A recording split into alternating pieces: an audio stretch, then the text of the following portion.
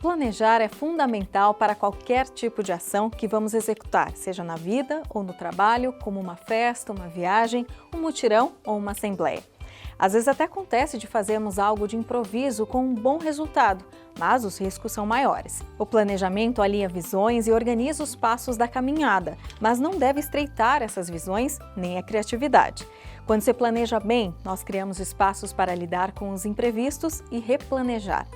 O mundo está mais complexo e conectado. Os efeitos de uma pandemia impuseram mudanças em nosso cotidiano, nossas atividades, nossas formas de comunicação e metodologias de trabalho em nível global.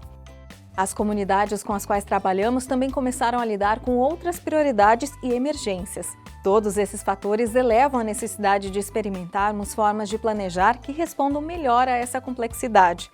Quando planejamos as ações de um projeto social, partimos de um conjunto de informações que são como um mapa da realidade.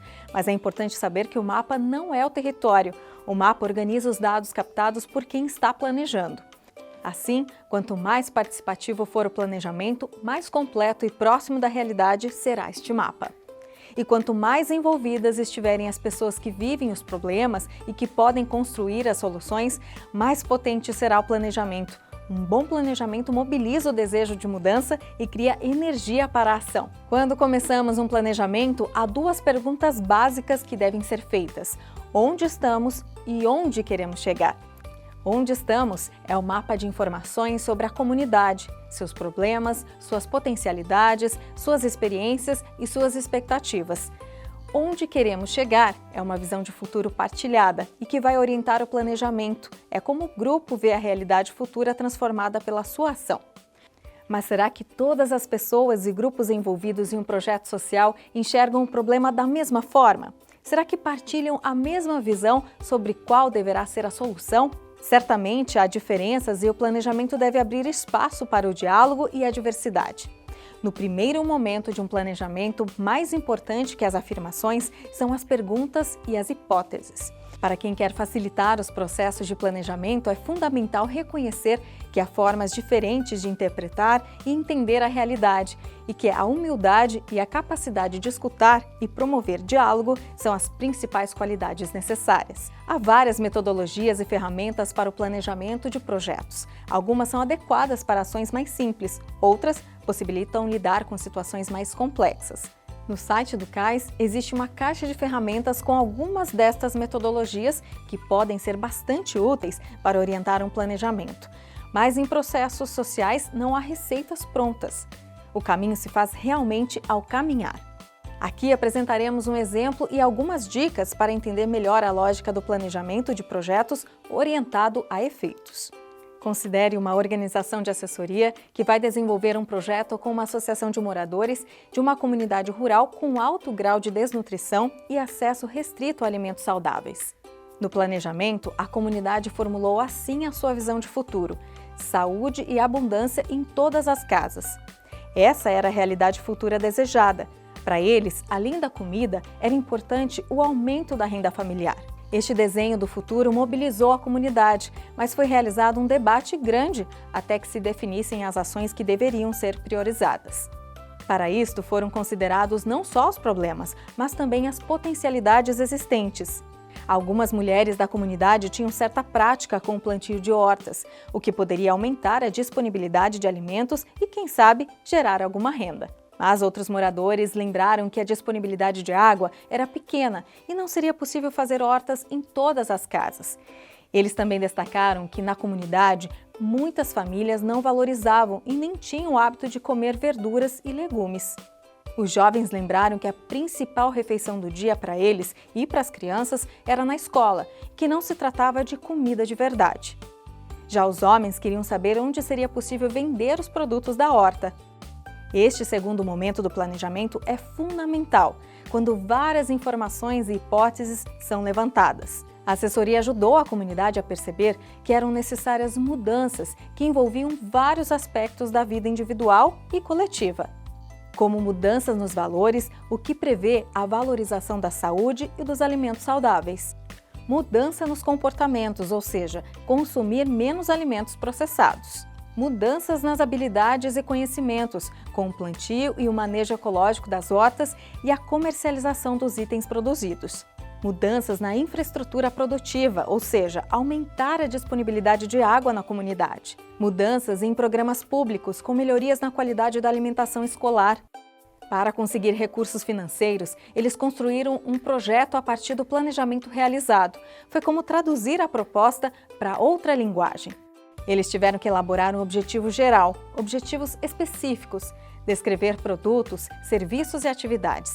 Também quebraram a cabeça definindo indicadores para monitorar os efeitos do projeto. Foi bem difícil no começo, mas depois que eles entenderam a lógica de projetos, esse processo se tornou mais fácil. O orçamento possibilita conseguir recursos para realizar atividades que geram de forma imediata produtos e serviços. A utilização desses produtos e serviços por parte das pessoas envolvidas no projeto provocam mudanças em suas vidas, que são os efeitos diretos. Essas mudanças, em conjunto com outras influenciadas ou não pelas ações do projeto, contribuem para mudanças mais amplas, que são os efeitos indiretos ou impactos. Agora vamos entender um pouco mais sobre os itens que constituem a matriz de um projeto. Atividades. As atividades são as ações que a organização realiza com os recursos do projeto. Veja alguns exemplos. A construção de cisternas para armazenar a água da chuva. Ações de sensibilização sobre hábitos alimentares saudáveis. Oficinas sobre manejo ecológico das hortas. Audiência pública e reunião com o secretário de Educação sobre alimentação escolar. Produtos e serviços. Os produtos e serviços são os resultados imediatos alcançados com a realização das ações. Veja alguns deles. 20 cisternas construídas com capacidade de armazenar 50 mil litros cada uma. 2 oficinas sobre hábitos alimentares saudáveis realizadas envolvendo 32 famílias. 40 pessoas capacitadas no manejo ecológico de hortas e 20 para gestão e comercialização. Prefeito, secretário de Educação e 8 vereadores informados e sensibilizados sobre problemas da alimentação escolar. Efeitos diretos. Os efeitos diretos são as mudanças provocadas e influenciadas pelo uso dos bens e serviços produzidos pelas atividades realizadas. 17 famílias implantaram as hortas em seus quintais. 15 famílias resgataram ou ampliaram hábitos alimentares mais saudáveis. A Prefeitura melhorou a qualidade da alimentação escolar e introduziu produtos da agricultura familiar local. Os efeitos diretos estão relacionados com os objetivos do projeto, ou seja, expressam as mudanças que se pretendem impulsionar durante a educação do projeto. Reparem que nem sempre os efeitos são os que estavam planejados. Um grupo de mulheres da comunidade, percebendo o potencial de renda que pode ser gerada com a produção dos legumes e verduras, criou uma horta comunitária e, em suas reuniões, começaram a discutir também sobre outros assuntos, como violência doméstica. Isso fortaleceu a organização das mulheres da comunidade. Efeitos indiretos. Os efeitos indiretos ou impactos são as mudanças mais amplas com as quais o projeto pode contribuir. Veja algumas delas. Os níveis de mortalidade e desnutrição infantil caíram sensivelmente na comunidade. A incorporação de produtos da agricultura familiar local nas escolas do município aumentou a renda de muitas famílias e dinamizou a economia local. Os efeitos indiretos estão relacionados com os objetivos de desenvolvimento de um projeto. Eles expressam mudanças com as quais as ações do projeto contribuíram, mas que foram influenciadas também pela ação de outros atores sociais e de políticas públicas. Nessa fase, o desafio maior para o grupo na elaboração do projeto foi escolher indicadores. Os indicadores são parâmetros que servem para indicar em que medida os objetivos de um projeto estão sendo alcançados. Para facilitar a compreensão, vamos fazer uma comparação. A temperatura do corpo é um parâmetro para saber se uma pessoa está ou não com febre, se está melhorando ou piorando. O monitoramento de indicadores pode indicar a necessidade de mudança nas estratégias ou na metodologia de um projeto, caso elas não estejam acontecendo como foi previsto. Mas que indicadores foram escolhidos pela comunidade que buscava saúde e abundância em todas as casas? Este é o tema de um próximo vídeo do CAIS que tratará apenas sobre a elaboração de objetivos e indicadores em projetos sociais. Planejar, monitorar e avaliar é aprender com a prática e potencializar nossa capacidade de projetar e construir futuros mais generosos.